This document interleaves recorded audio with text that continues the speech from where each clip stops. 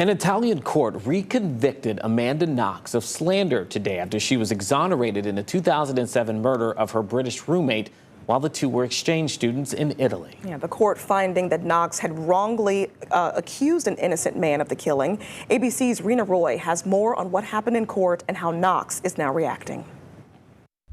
Amanda Knox made global headlines for years after her roommate was murdered in Italy, and now she's back in the spotlight.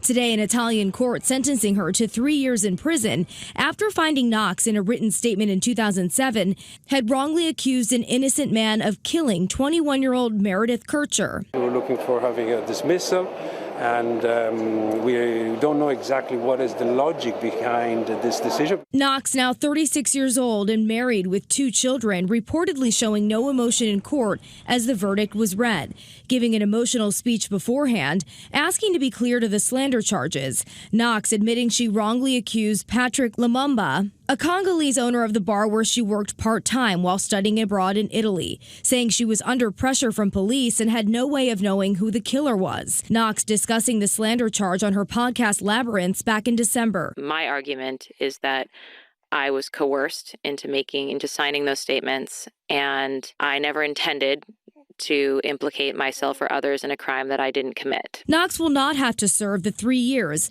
as she already spent 4 years behind bars after she and her boyfriend at the time were found guilty of murdering Kircher. Amanda Knox being found guilty means that final blemish, after a long saga of being found guilty and then ultimately exonerated in a brutal murder of her then British roommate, will remain. But she was freed after their convictions were overturned.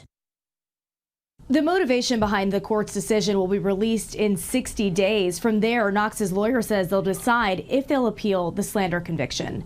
Reena Roy, ABC News, New York.